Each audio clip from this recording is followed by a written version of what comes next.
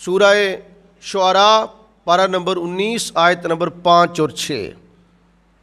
اللہ کا ارشاد پاک ہے وما یاتیہم من ذکر من الرحمن محدث۔ اللہ فرماتا ہے کہ رحمان کی طرف سے کوئی نئی نصیحت نہیں آتی مگر وہ کیا کرتے ہیں، الا کانوا عنہ معرضین، مگر وہ اس سے اعراض کرتے ہیں۔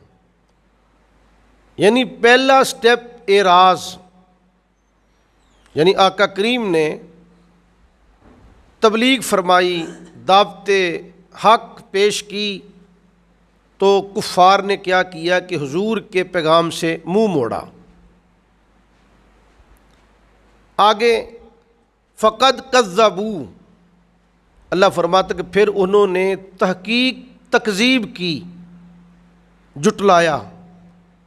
فَسَيَأْتِيهِمْ أَنْبَاءُ مَا كَانُوا بِهِ يَسْتَهْزِئُونَ، اور اللہ فرماتا کہ ان قریب ان کے پاس جب خبر آئے گی تو وہ اس کا مذاق اڑائیں گے۔ تین چیزیں یہاں بیان کی گئی ہیں۔ پہلی چیز اعراض، دوسری چیز تکذیب، اور تیسری چیز استہزاء۔ انسانی فطرت، نفس انسانی ایک بچے کی مانند ہے۔ جس طرح بچے کی آپ ضد پوری کرتے چلے جائیں تو بچے کی فرمائش اور اس کی خواہشات اور مطالبات بڑھتے ہی چلے جاتے ہیں۔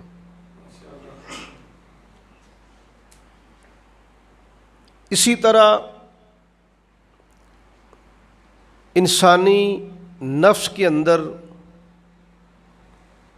یعنی یہ چیز موجود ہے کہ یہ برائی میں آگے بڑھتا چلا جاتا ہے۔ میں اس حوالے سے 2-3 مثالیں پیش کر کے گفتگو کو آگے چلاؤں گا۔ پہلی تو بات یہ ہے کہ اللہ تعالیٰ سے دعا کریں کہ اللہ تعالیٰ ہمیں برائی کے راستے پہ چلنے سے اللہ محفوظ رکھے۔ جو لوگ برائی کے راستے پہ چل نکلتے ہیں اللہ ان کی واپسی کے دروازے بند کر دیتا ہے۔ بڑے کم لوگ ہوتے ہیں کہ جو واپس پلٹتے ہیں، نیکی کی طرف متوجہ ہوتے ہیں، توبہ کی طرف پلٹتے ہیں، ورنہ دیکھنے میں آیا ہے کہ بندہ آگے بڑھتا ہی چلا جاتا ہے، واپس نہیں مڑتا۔ تو اللہ تبارک و تعالیٰ نے بندہ مومن کو مالک نے ابتداءً برائی کے پہلے سٹیپ سے ہی اللہ نے اس کو روکا ہے۔ خالق کائنات نے قرآن مجید میں یہ کہیں نہیں فرمایا کہ زنا نہ کرو، بلکہ فرمایا ہے کہ ولا تقربوا الزنا، زنا کے قریب بھی نہ جاؤ۔ زنا کے قریب بھی نہ جاؤ مطلب یہ ہے کہ جو چیزیں تمہیں زنا کی طرف لے جاتی ہیں تم ان سے بھی بچو۔ جس طرح کہ اللہ کو حکم ہے کل للمؤمنین یغضوا من ابصارہم ویحفظوا فروجہم۔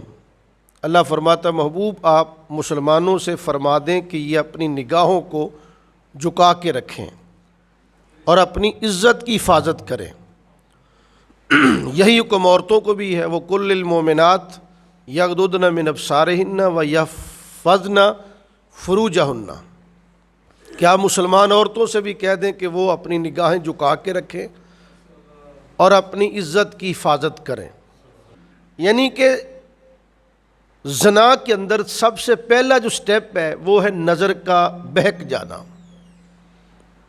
پہلے نظر بھٹکتی ہے، پھر دل میں برائی کا ارادہ پیدا ہوتا ہے، اس کے بعد جا کے جسم اس کی تصدیق کرتا ہے۔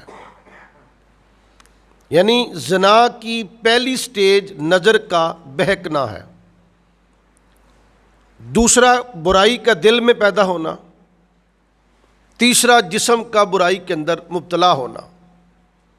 تو خالق کائنات نے بندہ مومن کو پہلے درجے سے منع کیا ہے کہ اے میرے بندو، تم برائی کی جو پہلی سٹیپ ہے، جو پہلا درجہ ہے، نظر کی حفاظت وہ کرو۔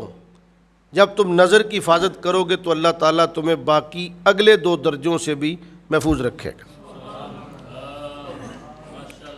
آپ دیکھیں، غور کریں کہ بچہ پہلے انڈا چوری کرتا ہے، اگر اس کے والدین اسے ڈانٹیں، اسے روکیں تو وہ رک جائے گا۔ اگر اسے ڈانٹا نہ جائے، روکا نہ جائے، تو انڈے کے بعد دوسرا درجہ ہوگا مرغی چوری کرنے کا۔ مرغی کے بعد وہ آگے بکری چوری کرے گا، بکری کے بعد آگے وہ بڑی ڈکیتی کرے گا۔ یعنی کہ انڈے سے چلتے چلتے مرغی، بکری، پھر آگے بڑی ڈکیتی تک پہنچا۔ یعنی کہ برائی بڑھتی بڑھتی بہت ہی زیادہ بڑھ جاتی ہے۔ جب کوئی شخص کسی بچے کو اغوا کرتا ہے، اغوا کے بعد دوسرا درجہ ہوتا ہے زنا، جنسی زیادتی، جنسی زیادتی کے بعد تیسرا درجہ ہو گیا پھر قتل۔ یعنی یہ ایک ایسی بیماری ہے برائی کہ یہ آگے بڑھتے بڑھتے بہت دور نکل جاتی ہے۔ اس کی ایک اور مثال ہے کہ جو لوگ نعوذ باللہ من ذالک حضرت امیر معاویہ رضی اللہ تعالیٰ عنہ کی توہین کرتے ہیں،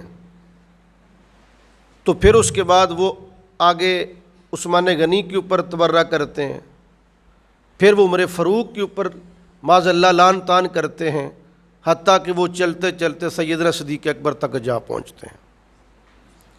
یعنی اعراض، تکذیب اور استہزاء، یہ اللہ نے 3 چیزیں یہاں بیان فرمائی ہیں